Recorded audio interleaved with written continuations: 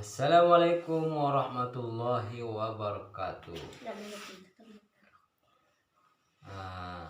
Kali ini kami hadir kembali dalam tema yang sama,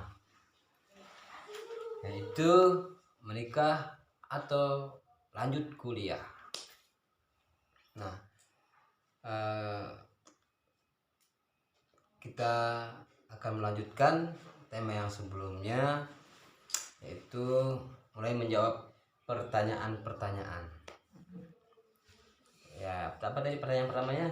Ya, pertanyaan yang pertama tadi itu alasan kenapa berani memilih menikah sambil kuliah.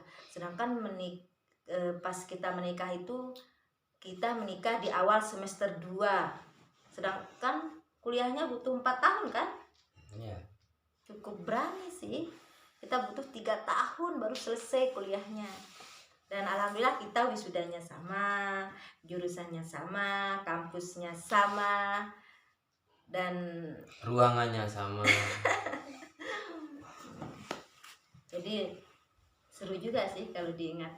Ya, jadi ya, alasannya dulu, alasan kenapa memilih kuliah menikah sambil kuliah? Pertama, takut, jawab singkat aja ya. Pertama, takut terjerumus kepada hal-hal yang tidak diridhoi oleh Allah, atau terjerumus kepada hal-hal yang negatif. Yang kedua, alasan kedua adalah takut kehilangan. Karena bagi saya, ketika melihat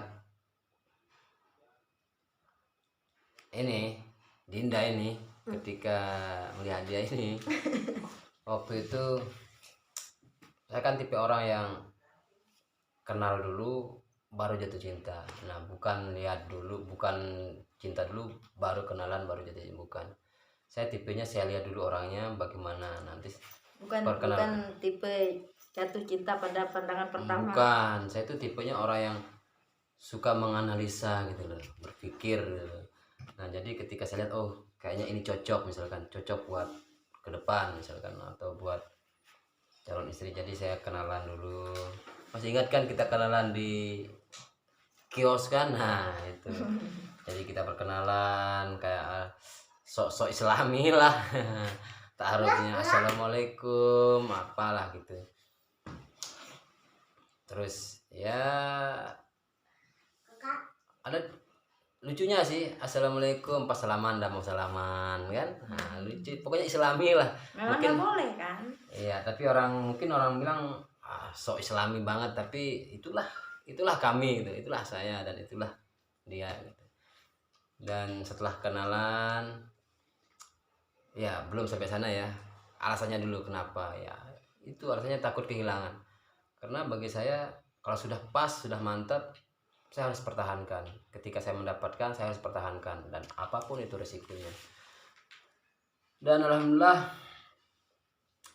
setelah menjalani hampir 2 tahun ya, mulai dari dari semester awalnya semester 2 kelas 2 ya, kelas 2. Tapi itu kan Alia. Saya lagi di pondok, jadi enggak pernah ketemu sih, cuma jarak jauh gitu istilahnya. Jadi kalau orang sekarang enggak pernah ketemu. Ada lucunya sih. Itu enggak ada HP juga kan? Ada HP, tapi HP yang 3315 itu. Enggak pernah sih telepon-teleponan juga. Ya waktu itu kan minjam kan HP buat balas SMS. Enggak pernah juga pas mau kelas 3 itu pernah. Di pondok kan enggak boleh kan pegang HP juga. Nah, iya serunya ya kan, saya bikin surat. Nah, kalau surat ya sih bikin lemparan surat lewat belakang tembok kan, kirim saya di luar. Soalnya kita itu satu kampung. Iya. Akhirnya saya bikin puisi, apa judulnya itu, cinta terhalang tembok PA gitu ya. Dan saya juga kebetulan suka yang bikin puisi itu waktu itulah. Tapi kalau saya itu orangnya nggak mau kalah kalau pas bikin puisi. Kebetulan juga kita sama-sama jurusan bahasa. Nah, itulah lebihnya jurusan bahasa itu. Ketika apa namanya itu, ada hal-hal yang apa namanya berhubungan dengan perasaan emosional, jadi kita tuangkan melalui bahasa tulis gitu ya. Seperti itulah. Terus alasan Kalau mengenai kendala ya, oh ya, kalau secara pribadi saya juga ya, alasan saya, soalnya kan enggak semua orang berani mengambil keputusan iya mau menikah gitu kan. Nah kalau pribadi saya sih alasannya yang pertama, satu itu sama, alasan yang pertama itu takut. Sebenarnya sih mau untuk takut biar ndak ada tanda kutip negatif, kita ndak pernah yang aneh-aneh gitu kan, ndak pernah yang macam-macam, memang kita ndak pernah ketemu langsung.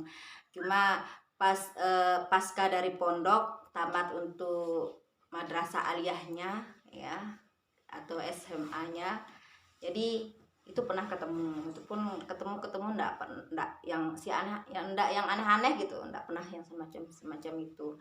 Nah namun kita itu secara pribadi saya juga takut gitu, yang namanya kalau yang namanya kalau ketemu misalnya satu kampus satu kelas, ketemu sama teman ndak ada istilahnya ndak macam-macam gitu rasanya kan, ndak apa-apa. Tapi kalau ketemu sama orang yang kita cintai kan pasti suasananya beda, rasanya juga beda, aneh. Jadi takut untuk hal-hal yang di luar, dimana yang Allah ndak suka gitu. Itu yang satu alasan yang paling pertama, itu alasan saya.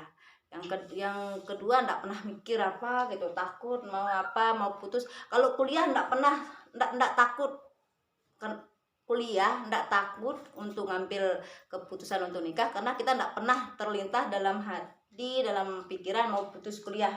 Jadi ndak pernah ndak kepikir mau putus kuliah, jangan-jangan ndak pernah sama sekali, karena memang ndak pingin putus kuliah gitu. Jadi alhamdulillah sehingga kuliah kita lanjut ya kan, kuliah lanjut, wisudanya kita samaan gitu, ndak pernah.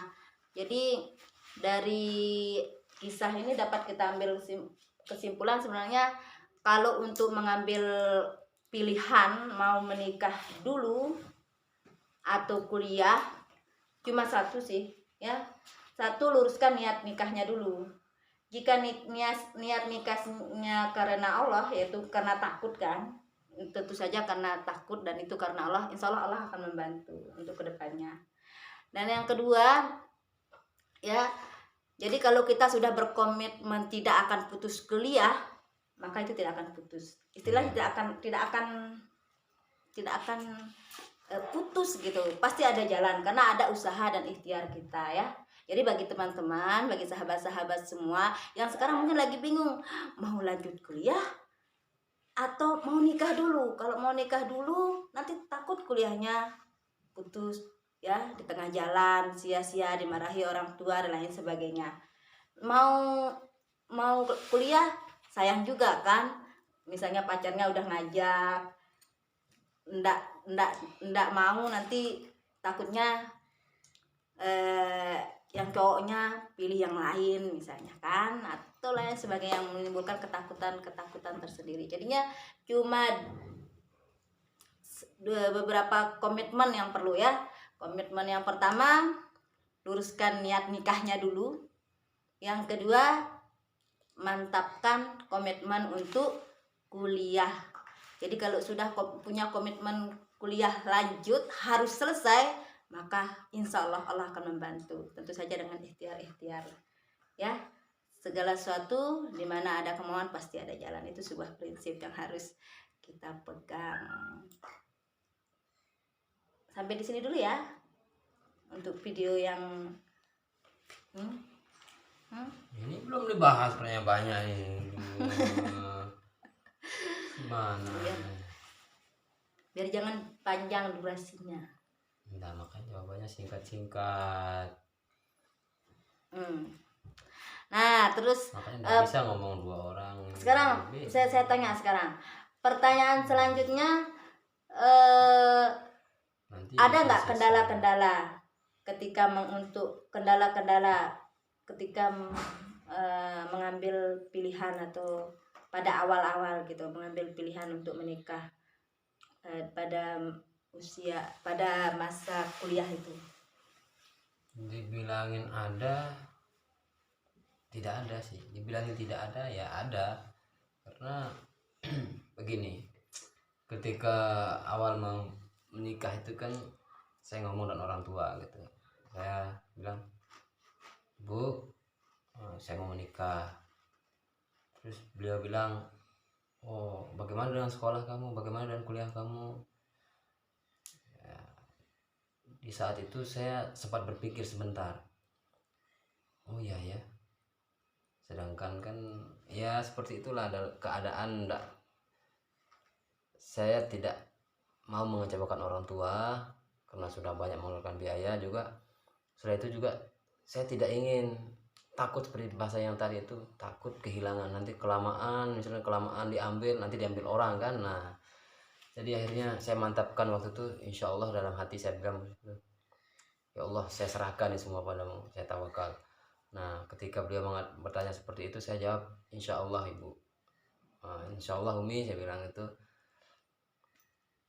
yang saya minta cuman ridhomu dan doamu, apapun akan saya lakukan. Saya bilang, saya berusaha meyakinkan orang tua dan perkataan seperti itu. Insya Allah kalau untuk kuliah sekolah jangan dikhawatirkan, insya Allah kami akan kuliah dan kami akan meneruskan sampai akhir. Yang penting ibu doakan, ibu ridhoi saja ini langkah saya ini. Dan dia bilang, ya sudah kalau itu maumu, nikah saja. Tapi dengan memang catatan itu, catatan apa, ibu itu memang itu istilahnya, saya sudah berjanji sama beliau bahwa saya akan tetap melanjut kuliah apapun yang terjadi. Saya tidak boleh putus kuliah, saya tidak boleh putus belajar. Nah, itu yang diinginkan oleh beliau. Jadi ya saya harus penuhi itu. Nah, kendalanya alhamdulillah selama pas menikah itu tidak ada kendala sama sekali. Saya mengatakan tidak ada kendala sama sekali karena semua berjalan lancar, baik dari awal menikah, kemudian setelah menikah, misalkan setelah berapa 1 tahun pernikahan kami baru memiliki 1 tahun per 2 tahun ya, 1 tahunan, soalnya 1 tahunan anak pertama ya. itu lahir pada tahun 2010, kita nikah 2008 Ya, jadi 1 tahun. iya 1 tahun menunda ya, baru hamil.